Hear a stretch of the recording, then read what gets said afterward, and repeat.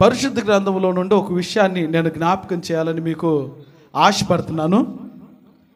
యేసు ప్రేమించిన కుటుంబం అది. ఆ కుటుంబంలో ఒక వ్యక్తి చనిపోయాడు ఒకరోజు. చనిపోవడానికంటే ముందు ఆ వ్యక్తికి బాగోలేదు అన్న ఒక సమాచారం వచ్చింది. అయ్యా, నువ్వు ప్రేమించిన శిష్యుడు జబ్బును పడి ఉన్నాడు, నువ్వు వచ్చి ప్రార్థన చేస్తే ఆయన బ్రతుకుతాడన్న ఒక వార్త తెలియగానే యేసయ్య బయలుదేరి వెళ్ళడం స్టార్ట్ చేశాడు. అయితే ఆయన కాలినడక ప్రయాణం కనుక ఆయన బయలుదేరి వెళుతూ ఉంటే చాలామంది, వినాలి, జనసమూహం ఆయన చుట్టుముడతారు కనుక రోగులు, ఇబ్బందుల నుండి బయటకు వచ్చేవాళ్ళు, కష్టాలు చెప్పుకునేవాళ్ళు ఎంతోమంది ఆయనను అడ్డుకుంటారు, ఆయన చేత ప్రార్థన చేయించుకుంటారు. ఈ పరిస్థితులన్నీ ఉన్నాయి కాబట్టి కొంచెం ప్రయాణం ఆలస్యమైంది. ఈ ఆలస్యంలో ఏం జరిగిందంటే ఈయన వెళ్ళే లోపు ఆ వ్యక్తి చనిపోయాడు. ఎవరు అర్థమైందా? చెప్పండి అందరు, ఎవరు? చనిపోయిన వ్యక్తి పేరేంటమ్మా? మొత్తానికి చనిపోయాడు. చనిపోయిన వ్యక్తి సాదాసీదా వ్యక్తి కానే కాదు. చనిపోయినటువంటి వ్యక్తి యేసు అంటే ఎవరో తెలియని వ్యక్తి కాదు. చనిపోయినటువంటి వ్యక్తి ఏదో నామకార్థమైనటువంటి భక్తి చేసే వ్యక్తి కాదు. చనిపోయిన వ్యక్తి యేసు ప్రేమించిన శిష్యుడు. ఎంతో ఇష్టం లాజర్ అంటే దేవునికి, ఎంతో ప్రేమించేటువంటి వాడు. ఆ గ్రామంలోనే, ఆ బేతనీయలోనే ఆ కుటుంబం అంటే దేవునికి ప్రత్యేకమైన మక్కువ అంట. ప్రత్యేకంగా ప్రేమించబడిన కుటుంబం, ప్రత్యేకంగా ఇష్టమైన కుటుంబంలో ఉండి ఒక వ్యక్తి మరణించాడన్నటువంటి సమాచారం కూడా వచ్చేసింది దేవునికి. ప్రయాణమై వెళుతూ ఉన్నాడు. వెళుతున్నటువంటి సమయంలో చాలామంది ఎదురవుతున్నారు. రకరకాలైన మాటలు మాట్లాడుకుంటున్నారు. ఏమని మాట్లాడుతున్నారో తెలుసా? ఇలా ఉన్నాయి వాళ్ళ మాటలు. రేయ్, ఆయన ఏదో అద్భుతాలు ఆశ్చర్యకార్యాలు చేస్తాడని ఆయన దగ్గరికి పరిగెడుతున్నాము. ఈ గ్రామంలోనే ఒక కుటుంబం అంటే ఆయనకు చాలా ఇష్టం, కానీ ఆ కుటుంబంలోనే ఒక వ్యక్తి ఏమయ్యాడు? చనిపోయాడు. బేతనియా గ్రామం రాగానే యేసు మొట్టమొదటిగా అడుగుపెట్టినటువంటి ఇల్లు ఎవరిదో తెలుసా? లాజరు, మరియా, మార్తల ఇల్లు. ఆ కుటుంబంలోనే ఒక ఏడ్పు వినబడుతుంది. ఆ కుటుంబంలోనే ఒక ఇబ్బందికర పరిస్థితి వచ్చేసింది. ఆ కుటుంబంలోనే ఒక శ్రమ వచ్చేసింది. వాళ్ళను ఆయన ఏమీ చేయలేకపోయాడు, వాళ్ళనే కాపాడలేకపోయాడు. ఇంకా ఈయన మనల్నేమి కాపాడగలడు? స్తోత్రం చెప్తారా? ఈయన మనల్నేమి రక్షించగలడు? ఒక రకమైనటువంటి అలజడి, అన్యుల నోట వినబడేటువంటి ఒక్కోసారి మాటలు. ఈ మాటలు అన్యుల దగ్గర నుండి ప్రవేశించి దేవుని బిడ్డల్లో కూడా జొరబడతా ఉంటాయి. ఒక్కోసారి మన జీవితంలో ఏదైనా మేలు జరిగితే దేవునికి స్తోత్రం, మేలు జరగకపోతే, ఏదైనా సంతోషకరమైన వార్త కుటుంబంలో వినబడితే ప్రభువుకు స్తోత్రం, వినబడకపోతే మనమేంటి, మన పరిస్థితి ఏంటని కూడా మనం ఆలోచించం, మన స్థితిగతులు ఆలోచించం. చాలామంది దృష్టి ఎలా ఉంటుందో తెలుసా?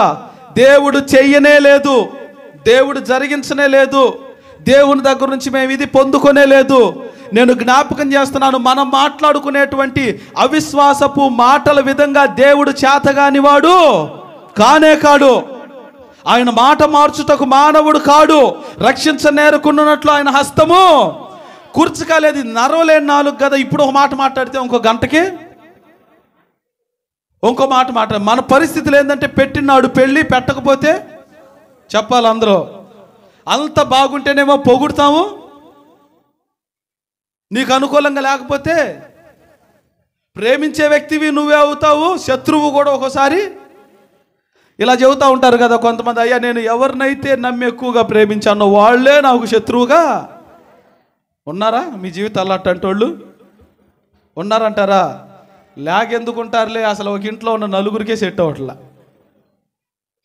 ఒక ఇంట్లో ఉన్న నలుగురు ఉంటే నలుగురు, అమ్మో నా ఇంట్లో, అయ్యో నా ఇంట్లో బయట వాళ్ళు ఎవరో కాదయ్యో నాకు శత్రువు, ఇదిగో ఇదే అంటది. ఎవరిని? బయట వాళ్ళు ఎవరో కాదయ్యో నాకు శత్రువు, ఇదిగో ఈడే. ఎవడో అన్నో తమ్ముడో తండ్రి అయి ఉంటాడు.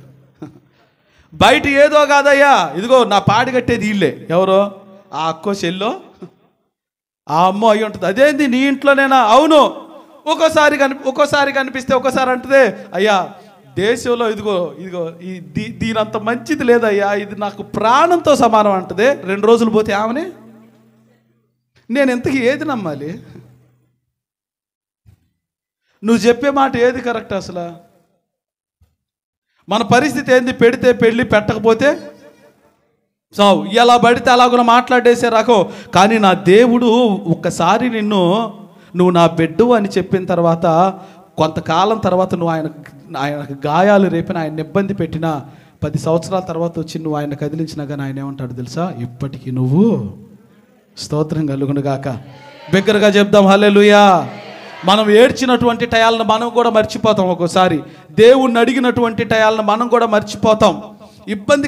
ఇబ్బందికర పరిస్థితి వచ్చినప్పుడు దేవునికి కన్నీటితో ప్రార్థన చేసి ఉంటాం. మనం మోకరించి దేవుణ్ణి అడుగుంటాం, ప్రభువా నా పరిస్థితి ఇది, నా స్థితి ఇది, నువ్వు నన్ను మార్చాలి అని అడుగుంటాం. దేవుని దగ్గర నుంచి సమాధానం వచ్చే ఉంటుంది మనకి. ఆ రోజు సంతోషంగా లేచి అక్కడి నుంచి వెళ్ళిపోయి ఉంటాం. వెళ్ళిపోయిన తర్వాత నువ్వు దాన్ని మర్చిపోయి ఉంటావు. ఆ రోజు ప్రభు నీతో మాట్లాడాడు, నీ కన్నిటిని చూశాడు, నీ పరిస్థితిని నేను చక్కబెడతానని చెప్పాడు. ఇవన్నీ విన్న తర్వాత నువ్వు సమాధానం పొందుకొని బయటికి వెళ్ళావు. వెళ్ళిన తర్వాత మరలా ఏదో వచ్చినటువంటి ఇబ్బందిని బట్టి నీలోనికి మరలా ఆ దుఃఖం ప్రవేశించింది, ఆ కష్టం ప్రవేశించింది. దేవుడు నీకు ఇచ్చిన సమాధానాన్ని కూడా బహుశా నువ్వు మర్చిపోయి ఉంటావు. నువ్వు మర్చిపోవచ్చేమో, కానీ నీకు వాగ్దానం చేసిన దేవుడు మాత్రం దాన్ని అన్నిటికీ స్తోత్రం చెప్దాం. బిగ్గరగా హల్లెలూయా. పొందుకున్నటువంటి మనం మర్చిపోవచ్చు, కానీ ఇస్తానని చెప్పిన ఆయన మాత్రం మర్చిపోడు. ఆయన మైండ్లో ఫీడ్ అయిపోయి ఉంటుంది. అది వస్తున్నటువంటి ఆయన్ను చూసి రకరకాలుగా మాట్లాడుకుంటున్నారు. మొత్తానికి ఆయన సమాధి దగ్గరకు వచ్చేసిన తరువాత మార్త మాట్లాడింది, మరియ మాట్లాడింది. అప్పటికే దుఃఖంగా ఉన్నటువంటి యేసయ్య పలికిన ఒకే ఒక మాట ఏంటో తెలుసా? అక్కడ మీ బైబిల్ తెరచి ఆ మాటను ఒక్కసారి చదవడానికి ఓపెన్ చేయండి మీ బైబిల్. యోహాను సువార్త 11వ అధ్యాయం 38వ వాక్యం. నాకు కావలసినటువంటి మాట ఈరోజు ఇది. యేసు మరల తనలో మూలుగుచు, అందరూ చూడాలి, సమాధి యొద్దకు వచ్చెను. అది ఒక గుహ, దాని మీద ఒక రాయి పెట్టి ఉండెను. యేసు ఆ రాయి తీసివేయుడని చెప్పగా, దేవునికి స్తోత్రం కలుగునుగాక. 2 చేతులు చెప్పాలి అందరూ కూడా. చప్పట్లు కొడుతూ దేవుని నామాన్ని కనపరుద్దాం ఒకసారి అందరం కూడా. ఇక అందరూ శ్రద్ధగా నా మాటలు ఆలకిస్తూ నా వైపే చూడండి. మన జీవితంలో మరణకరమైనటువంటి పరిస్థితులు ఎన్నో ప్రవేశిస్తాయి. ఒక్కోసారి ఆ మరణంతో పోల్చబడింది రోగమే అయ్యిద్ది, ఒక్కోసారి అవమానమే అయ్యిద్ది, ఒక్కోసారి అప్పులు అవుతాయి, నిందలు అవుతాయి, కుటుంబంలో మనశ్శాంతి లేనటువంటి పరిస్థితులు అవుతాయి. ఈ పరిస్థితులన్నీ కూడా మన జీవితంలో నుండి తీసివేయడానికి నా యేసయ్య ఎల్లప్పుడూ నీకు అందుబాటులో ఉంటారన్న సంగతి నువ్వు మర్చిపోవద్దు. మొదటగా ఇది నీ మైండ్లో ఫీడ్ చేసుకో. ఆమేన్. ఎక్కడుంటాడు ఆయన? యథార్థ హృదయం కలిగిన వారిని బలపరచుటకు యెహోవా కనుదృష్టి లోకమంతా కూడా. రే నువ్వు ఎక్కడున్నావో ఏం చేస్తున్నావో నాకు తెలుసురా మనం నువ్వు ఎక్కడికి పోతున్నావో ఏమేం చేస్తున్నావో నాకు తెలుసు. నువ్వు ఎవరితో మాట్లాడుతున్నావో నాకు తెలుసు. పలానా టైంలో నువ్వు ఎక్కడున్నావో నాకు తెలుసు. కావాలంటే ఇదిగో ప్రూఫ్ చూపిస్తా, కావాలంటే ఇదిగో డేటా చూపిస్తా మొత్తం నీకు. కావాలంటే ఇదిగో నీకు కావాల్సినటువంటి ప్రూఫ్ అంతా నా దగ్గర ఉంది. ఒక వ్యక్తి ఎక్కడికి వెళ్తున్నాడో, ఏం చేస్తున్నాడో, ఎవరితో మాట్లాడుతున్నాడో, ఏ విధమైన న్యాయం జరిగిస్తున్నాడో, అన్యాయం జరిగిస్తున్నాడో మనకు ఆటోమేటిక్గా తెలిసిపోతున్నప్పుడు హృదయాంతరంగములు పరిశీలిస్తున్నటువంటి దేవునికి నువ్వు ఎంత ఏడుస్తున్నావో, ఎంత బాధపడుతున్నావో, ఏ స్థలంలో ఉంటున్నావో, ఏం జరిగిస్తున్నావో, ఏ కార్యం చేస్తున్నావో ఆయన చూస్తూనే ఉంటాడు. ఆయన కన్ను కప్పి ఈ లోకంలో ఎవ్వరం ఎక్కడ దాక్కోలేం. ఆయనకు కనబడకుండా ఈ లోకంలో ఏది లేదు. నీ జీవితంలో ప్రతిదీ కూడా ఏ సమయాల్లో ఎప్పుడు ఎలాగున్న జరిగించాలో జరిగించడానికి నీ ప్రక్కనే నా దేవుడు ఉంటాడన్న సంగతి నువ్వు ఈరోజు మర్చిపోవద్దు. స్తోత్రం కలుగునుగాక. 2 చేతులు బిగ్గరగా చెప్పాలా. హల్లెలూయా అనేటువంటి పదం దేవుణ్ణి స్తుతించే పదం. దేవుణ్ణి స్తుతించండి అని చెప్పడానికి బ్రతిమలాడించుకోవద్దు. మనం గట్టిగా చెప్పాలని 2సారి చెప్పాలా. స్తోత్రం కలుగునుగాక. అది మన హృదయంలో నుండి పెళ్ళు ఉబ్బికి బయటికి రావాలి. అది చెప్పండమ్మా బ్రతిమలాడించుకునే పదం అది. స్తోత్రం కలుగునుగాక. మన జీవితంలో యేసయ్య కార్యం చేయడానికి ఎప్పుడు సమీపంగా ఉంటాడని మీరు మర్చిపోవద్దు. అయితే కొంతమంది జీవితాల్లో కార్యం చేసే యేసయ్య దగ్గరగా ఉన్నా కానీ కార్యాన్ని చూడరు. అలాగునే ఉండిపోతాయి పరిస్థితులు, అలాగునే ఉండిపోతాయి వేదనలు, అలాగునే ఉండిపోతాయి రోగాలు, అలాగునే ఉండిపోతాయి అప్పులు, అలాగునే ఉండిపోతాయి ఆర్థిక ఇబ్బందులు, అలాగునే ఉండిపోతాయి అవమానాలు.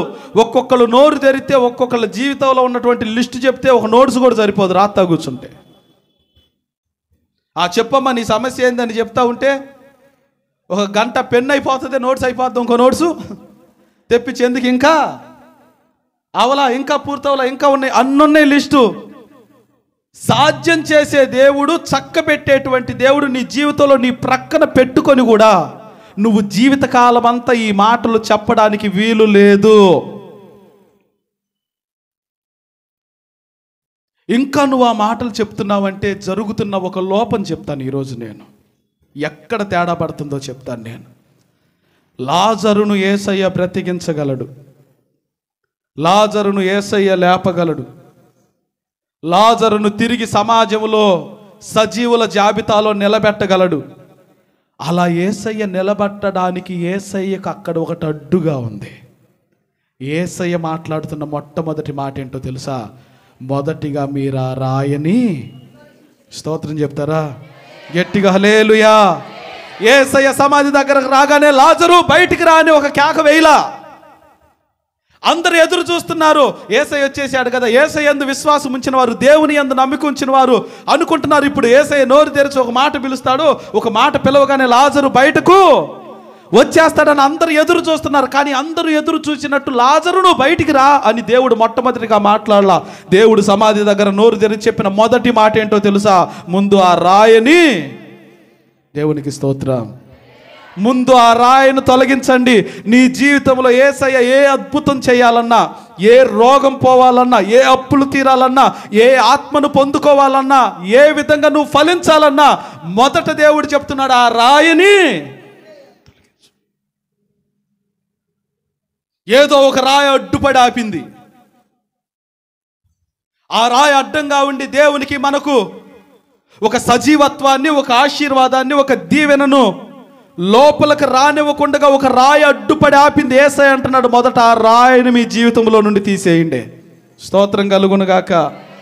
ఏది అడ్డుపడి ఆపిందో మన జీవితంలో, మన ఆశీర్వాదానికి అడ్డంగా ఉన్నటువంటి ఆ రాయి ఏంటో నేను ఇప్పుడు ఒక మాట మీతో జ్ఞాపకం చేయడానికి ఆశపడుతున్నాను. కొంతమంది జీవితాల్లో ఏ విధమైన వారి ప్రమేయం లేకుండానే కొన్ని రాళ్ళు వచ్చి పడతాయి. అవునా కాదా? మనం చేసేది ఏముండదో, మనం చేసిన నింద ఉండదు, మనం చేసిన పాపం ఉండదో, దోషం ఉండదో, అయినా కానీ కొన్ని రాళ్ళు మన జీవితంలో మనకు సంబంధం లేకుండానే వచ్చి పడతాయి. మనమే ఆలోచించుకుంటాం, నేను చేసిన దానికైతే నింద భరించవచ్చు కానీ చెయ్యని దానికి ఆడ భరించేది. చేసిన దానికైతే ఓకే, అనుభవించడం న్యాయమే, నేను చెయ్యని దానికి కూడా నా జీవితంలో యథార్థంగా సక్రమంగా దేవునికి ఇష్టమైనటువంటి అనుభవాల్లో నేను నడుస్తున్నా కానీ ఎదురవుతున్నటువంటి ఈ పరిస్థితిని నేను ఎలాగును తీసుకోవాలో అర్థం కావట్లేదు అని అన్నటువంటి ఒక వారందరికీ కూడా ఒక మాట ఏంటో తెలుసా? నీ ప్రమేయం లేకుండా, నీకు సంబంధం లేకుండా నీ జీవితంలో పడిన రాయిని తొలగించడం దేవుడు తీసుకుంటాడు ఆ బాధ్యత. స్తోత్రం కలుగునుగాక. నీ ప్రమేయం లేకుండా నీ ఆశీర్వాదానికి అడ్డుపడ్డ ప్రతి రాయిని నా దేవుడు బ్రద్దలు చేయునుగాక. అది పగలగొడతాడు, అది ఆయనకు సంబంధించింది, ఆయన చూసుకుంటాడు. ఇంకా ఎందుకంటే రోడ్డు మీద వెళ్ళేటప్పుడు మన ప్రక్కన నడిచే వారందరూ కూడా ఎలాంటి వారు అయిపోయారంటే ఏదో గుడ్డగాల్చి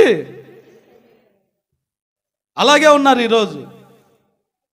యథార్థవంతునికి క్షేమం ఎంత ఉంటుందో యథార్థవంతునికి ఆపదలు కూడా అంతే చుట్టుముట్టు ఉంటాయంట. ఆ కాసేటువంటి ఆ చెట్టుకే చెప్పాలి అందరూ, రాళ్ళ దెబ్బలు ఏ చెట్టుకి? బాగా ఆకులతో నింపబడి ఉన్నటువంటి చెట్టు దగ్గరికి వెళ్ళి ఎవడన్నా రాయి తీసుకొని కొడతాడా? ఏ చెట్టుకు రాళ్ళు వేస్తారు? గట్టిగా మాట్లాడాలి. ఫలాలు ఉన్నటువంటి చెట్టుకు రాళ్ళు వేస్తాడు. ఇప్పుడు ఒక ఆ చెట్టు సంగతి చెప్తాను. నేను ఫలిస్తే రాళ్ళు వేస్తున్నారని చెప్పేసి ఆ చెట్టు ఫలించకుండా ఉంటే,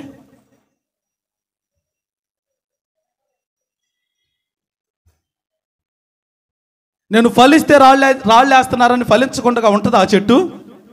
మాట్లాడాలి, ఉంటుందా? అది దెబ్బలకు తట్టుకొనైనా ఆ చెట్టు అనుకుంటుంది కదా, నేను ఫలించి తీరాలి. స్తోత్రం కలుగునుగాక.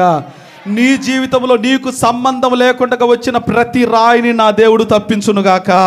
ఆ రాయిని యేసయ్య నిశ్చయంగా బ్రద్దలు చేయునుగాక. చప్పట్లు కొట్టి దేవుని నామాన్ని కనపరుద్దాం అందరం కూడా. నీ జీవితంలో నీకు తెలియకుండానే వచ్చిన ప్రతి రాయిని తొలగించే బాధ్యత ఆయనే తీసుకుంటాడు. ఇదొక పార్టు. అయితే ఇప్పుడు రెండోది జ్ఞాపకం చేస్తా. కొంతమంది కావాలని వారి సొంత ప్రయత్నాలతో తెలిసో తెలియకో ఏదో ఒకటి చేసి కొన్ని రాళ్లను వాళ్ళే వేసుకుంటారు నెత్తి మీద. ఇది అర్థమైందా? నీ ప్రమేయం లేకుండా నీ జీవితంలో నీ ఆశీర్వాదానికి అడ్డుపడ్డ రాయి ఒకటైతే, నీ చేతులారా చేసుకొని నీ ఆశీర్వాదానికి నువ్వే అడ్డంగా పెట్టుకుని ఒక రాయి ఉంది. నీకు సంబంధం లేకుండా వచ్చి పడిన రాయిని నా దేవుడు తప్పించేస్తాడు. కానీ నీ కార్యాలతో, నీ క్రియలతో, నీ తలంపులతో, నీ ఆలోచనతో, నీ మనసుతో ప్రతి విధమైనటువంటి దేవునికి ఇష్టం లేకుండా నువ్వు జరిగించినటువంటి ఆ కార్యాలే రాయిగా అడ్డుపడితే వాటిని మాత్రం నువ్వే, స్తోత్రం చెప్పండి గట్టిగా, నా మాటలు అర్థమైతే బిగ్గరగా స్తోత్రం చెప్పండి. దేవునికి మహిమ కలుగును గాక. ఈ మధ్యాహ్న కాల సమయంలో ఒక్క నిమిషం మనసు పెట్టి ఆలోచించండి. ముగించుకోబోయేటప్పుడు, ముగింపులోనికి వెళ్ళబోయేటప్పుడు ఒక మాట చెప్తాను నేను. నిజంగా నీ జీవితంలో ఒక బండ ఏదో అడ్డుపడి ఉంటే అది దానంతటకదే నీ ప్రమేయం లేకుండా వచ్చి పడినటువంటి అడ్డుబండ, లేకపోతే నువ్వు దేవునికి వ్యతిరేకమైన కార్యాలు చేయడం ద్వారా వచ్చినటువంటి బండ. అది ఏ బండ? అది యేసయ్య అంటున్నాడు కదా, ఆ రాయిని ఎందుకో తెలుసా, జీవం వచ్చి బయట వెయిట్ చేస్తుంది, ఆశీర్వాదం వచ్చి బయట నిలబడిపోయింది. కారణం ఏంటో తెలుసా? లోపలికి వెళ్ళడానికి ఆశీర్వాదానికి ఆ రాయి అడ్డుగా ఉంది. అక్కడ రాయి అడ్డు తొలగితే ఎంత గొప్ప మేలైనా జరిగింది నీ జీవితంలో. రాయి అడ్డు తొలగితే ఎంత ఊహించని ఆనందమైన నీ కుటుంబంలోనికి ప్రవేశించేసిద్ది. అయితే ఆ రాయి అడ్డు తొలగాలని దేవుడు మాట్లాడుతూ అంటున్నాడు, ఆ రాయిని తొలగించండి. లోపల మరణమున్నా, లోపల రోగమున్నా, లోపల వేదనున్నా, లోపల కష్టమున్నా, లోపల చింత ఉన్నా కానీ ఎంతకాలం ఆ చింత కష్టంతో కుళ్ళిపోతావు అక్కడ నువ్వు. ఆ రాయిని ఒక్కసారి అడ్డు తీసేస్తే జీవం వచ్చేస్తుంది కదా ఇంట్లోకి. స్తోత్రం కలుగును గాక. ఒకసారి ఆ రాయి అడ్డుగా తొలగించేస్తే రావడానికి నేనే వెయిటింగ్ అని దేవుడు చెప్తున్నా. కానీ మీ జీవితంలో ఇంకా ఏదో అడ్డుపడినటువంటి రాయిని పెట్టుకునే కూర్చున్నారా మీ రోజు ఇక్కడ? ఏ రాయి అడ్డుపడుతుంది మీ ఆశీర్వాదానికి? ఏది అడ్డు కట్టగా మారి ఆపుతుంది? యెషయా గ్రంథంలో మాట్లాడుతూ అంటాడు కదా, మీ దోషములే అంటాడు ఆయన. మీ దోషములే మీకు నాకు మధ్యలో ఎట్ట మారిని అంట? అడ్డుగోరగా మారిని. మీ పాపములే ఇదిగో నా ముఖమును మీకు మరుగు చేసిని. అందుకనే మీరు నా మహిమను చూడలేకుండా ఉండిపోయారు. బిడ్డ, ఈ మధ్యాహ్న కాల సమయంలో ఈ స్థలం నుంచి వెళ్ళేటప్పుడు ఒక్క నిమిషం ఆలోచించి వెళ్ళు. రాయి తీసుకునే వెళ్ళాలి ఈరోజు నువ్వు ఎక్కడి నుండి. ఎంతకాలం యేసయ్యను బయటపెట్టి, ఆశీర్వాదాన్ని బయటపెట్టి ఇంకా లోపల ఏడుస్తూ ఉంటావు. కొంతమంది మాట్లాడుతూనే ఉంటారు, కొంతమంది నాతో చెప్తూనే ఉంటారు, కొంతమంది సాక్ష్యాల రూపంలో వింటూనే ఉంటారు, అన్ని చేస్తున్నామంటారు. కానీ నీ బతుకులు ఆ రాయి అడ్డుంది. ఇట్లా నువ్వు రాయి అడ్డు పెట్టి పాట పాడతావు, నువ్వు రాయి అడ్డు పెట్టి సాక్ష్యం చెప్తావు, నువ్వు రాయి అడ్డు పెట్టి మందిరంలో కూర్చుంటావు, నువ్వు రాయి అడ్డంగా పెట్టుకొని ఏడుస్తావు, నువ్వు అన్ని బాగానే చేస్తున్నావు. కానీ నువ్వు ఆ రాయిని తీయట్లా. నీ జీవితంలో నీ ఆశీర్వాదానికి ఏది అడ్డో నిశ్చయముగా ఈరోజు దాన్ని నువ్వు తొలగించుకుందువుగాక. స్తోత్రం కలుగును గాక. బిగ్గరగా చెప్దాం, గట్టిగా చెప్దాం హల్లెలూయా, గట్టిగా చెప్దాం హల్లెలూయా. ఆటంకాలను తప్పించడం నా దేవునికి చాలా సులువైనటువంటి పని. నువ్వు ఓర్పుగా కూర్చొని ఆ రాయి అడ్డుపడ్డానికి, ఆ రాయి నీ జీవితంలో రావడానికి నీకు ఎంత లంచం ఇచ్చిందేంటి, ఏం ఆఫర్ దొరికిందేంటి? ఇబ్బందికర పరిస్థితుల్లో కొంచెం ఓపిక పడితే దేవుడిచ్చేటువంటి గొప్ప బహుమతిని చూస్తాం మనం. కొంచెం ఓపిక పట్టమ్మా. ఏం ఓపిక పడితే ఏం జరిగిద్దంటే, కొంచెం ఓర్చుకుంటే ఆ బిడ్డ బయటకు వచ్చేసింది. ఆమేన్. కొంచెం ఓర్చుకుంటే, అమ్మో ఈ బిడ్డ భరించలేకపోతుంది నొప్పులు, కానీ బిడ్డొద్దు ఏవద్దు అంటదా తల్లి? మాట్లాడు అంటదా? ఆ తల్లి పక్కన, అమ్మో నా కూతురు ఓర్చుకోలేకపోతుందమ్మా, ఈ బిడ్డొద్దు ఏవద్దమ్మా, ఇంకా ఆపేసేయండి, కనదు నా బిడ్డ అంటదా? లేకపోతే కంటున్నటువంటి ఆడబిడ్డ లేకపోతే ఆడ మనిషి అంటదా, అమ్మో నాకు ఈ నొప్పులు వద్దు అంటదా? ఈ పక్క నుండి ఈ డెలివరీ చేసే వాళ్ళు ఏమంటారు తెలుసా? ఇంకొంచెం చెప్పాలమ్మా, చెప్పండి, అందరూ చెప్పండి, ఏంటది? ఇంకొంచెం ఓర్చుకో. నేను అడుగుతాను, ఓర్చుకుంటే ఏం జరిగిద్ది? బంగారం లాంటి బిడ్డను చూస్తావు నువ్వు. ఆమేన్. ఓర్చుకుంటే ఏం జరిగిద్ది? నీ కష్టాన్ని, నీ రక్తాన్ని నువ్వు చూస్తావు, ప్రతిఫలంగా నీ కళ్ళతో నువ్వు చూస్తావు దాన్ని. ఓర్చుకోకపోతే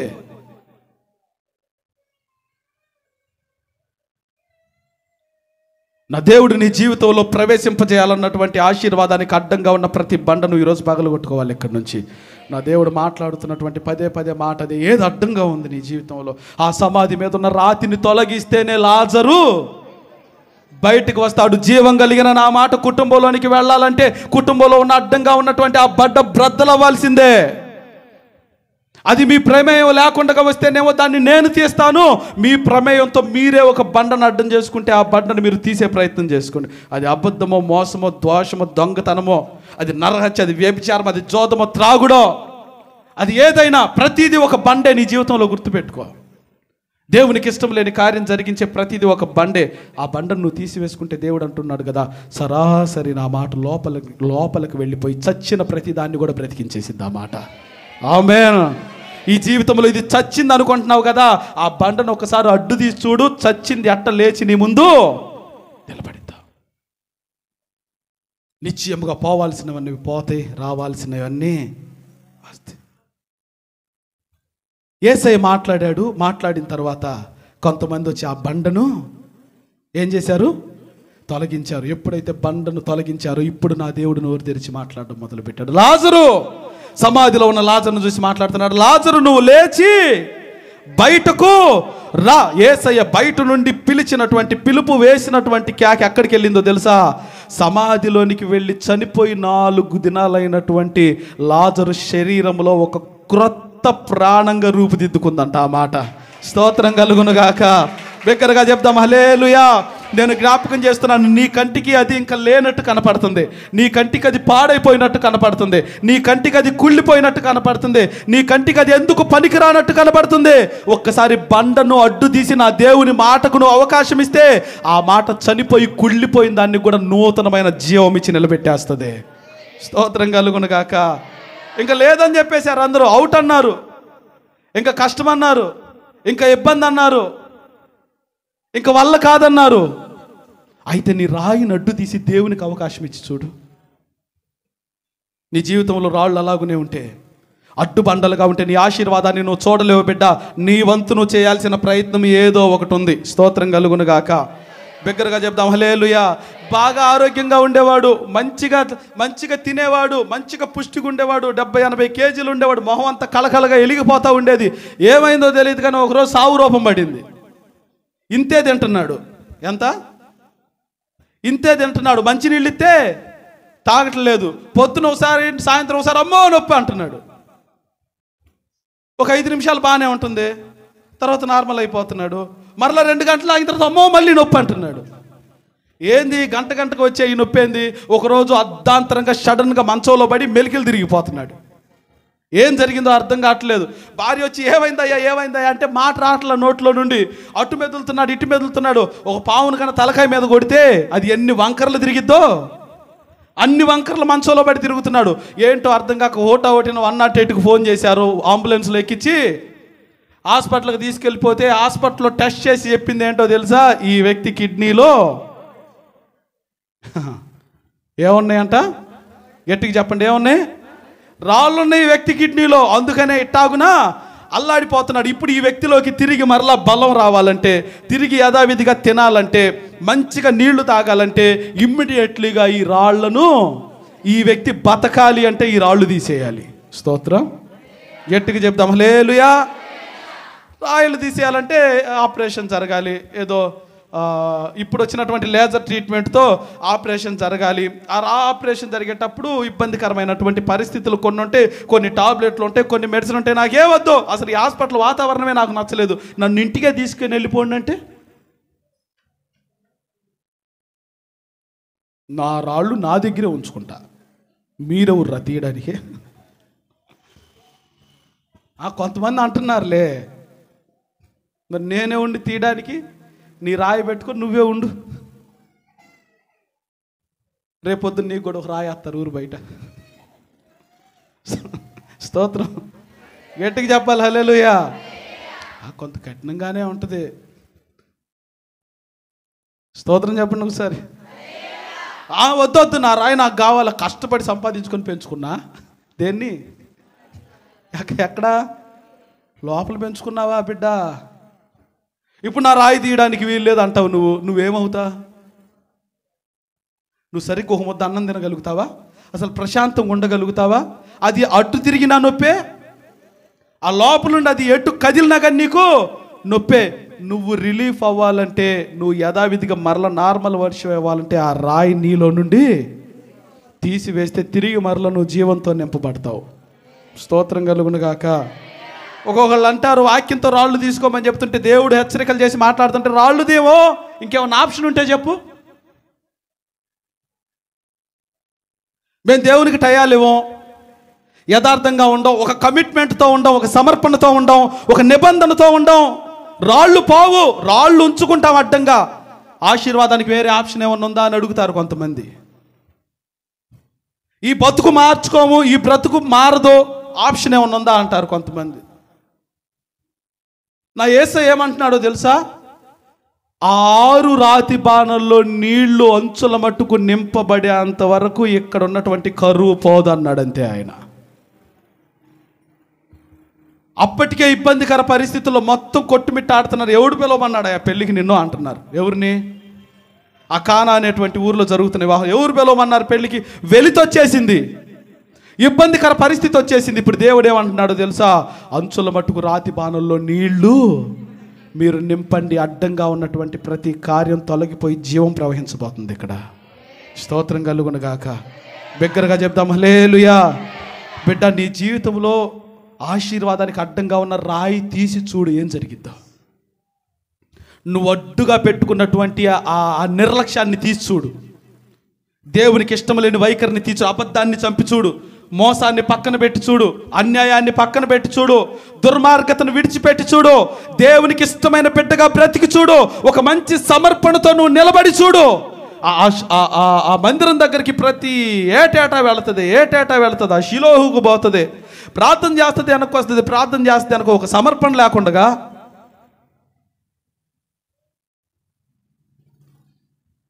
దేవునికి ఎప్పుడు ఇవ్వు ఇవ్వు ఇవ్వు ఇవ్వు అని పనిలో పడొద్దు. మనం ఇస్తే మనం ఏం చేస్తామో కూడా ఆయనతో చెప్తాం. స్తోత్రం. బిగ్గరగా హల్లెలూయా. కాయిన్కి ఎప్పుడు వన్ సైడ్ చూడొద్దు. కాయిన్కి 2 వైపు ఉందా? మీ దగ్గర నోటికి ఒకవైపు తెల్లగాను ఒకవైపే బొమ్మ ఉందా? 2 వైపులే ఉన్నాయా? అన్నీ ఉన్నాయా? ఏం చూస్తాడు కాగితం తీసుకునేవాడు? ఒకవైపు చూస్తాడా, 2 వైపులు చూస్తాడా? కాయిన్ తీసుకునేవాడు ఒకవైపు చూస్తాడా, 2 వైపులు చూస్తాడా? మన పరిస్థితి ఏంటంటే ఇక్కడికి వచ్చి ఒకవైపే కాయిన్కి ఒకవైపు ఆ కాయిన్ మీద ఉన్నటువంటి అంకె అయితే, రెండో వైపు ఆ కాయిన్ ఏ దేశందో ఆ దేశపు సింబల్ ఉంటుంది. అవునా కదా? ఏ దేశానికి సంబంధించిందో ఆ దేశపు సింబల్ ఒకవైపు ఉంటుంది. అది ఎంత విలువ చేసిద్దో ఇంకోవైపు ఉంటుంది. మనం విలువ చేసే దాని వైపు చూస్తాము, అసలు అది దేనికి సంబంధించిందో దాన్ని చూడు మనం ఒక్కోసారి. నా మాటలు మీకు అర్థమవుతున్నాయా? స్తోత్రం చెప్తారు ఒకసారి బిగ్గరగా. నువ్వు కేవలం నాకేంటి అని చూడొద్దు. నువ్వు ఒక సమర్పణతో ఉండు. ప్రభువా, నా జీవితంలో ఈ కార్యం ఇదిగో నాయన అడిగింది, ఇదిగో జరుగుతున్నప్పుడు నేను ఇలాగున మారతా. బిడ్డని అని అడిగినంతకాలం బిడ్డ రాలా. బిడ్డని ఇస్తే ఏం చేస్తుందో చెప్పాకే బిడ్డ వచ్చాడు భూమి మీదకి. స్తోత్రం కలుగును గాక. ఎవరు ఆ వ్యక్తి? ఎవరు? ఆ మందిరం దగ్గరికి వెళ్ళి ఎప్పుడు ప్రార్థన చేస్తుంది? ఏమని ప్రార్థన చేస్తుంది? ఇట్ట జరగాలని కోరుకోండి, ఇట్టాగే రావాలని కోరుకోండి, నాకు బిడ్డ కావాలని కోరుకోండి. అమ్మా మీరందరూ ప్రార్థన చేయండి, అయ్యా మీరందరూ ప్రార్థన చేయండి, నాన్న మీరందరూ ప్రార్థన చేయండి, నా జీవితం మారాలి, గొడ్రలను బాధ భరించలేకపోతున్నానని 20 సంవత్సరాలు దగ్గరగా షిలోహు ప్రార్థనా మందిరానికి తిరిగినటువంటి అన్న జీవితంలో ఏ మార్పు లేదు. ఎందుకో తెలుసా? నాకు ఇవ్వు ఇదే పాట. ఇస్తే ఏం చేస్తావో చెప్పవే. ఏం చేసావు ఇప్పటి వరకు ఇచ్చినట్టుతో చెప్పవే. ఇంతకాలం ఆయుష్కాలం నేను చేసావో చెప్పు. ఇంకా అడుగుతున్నాం మనం ఇప్పటి వరకు ఇచ్చిన దానికి ఏం చేసామో చెప్దాం ఒకసారి.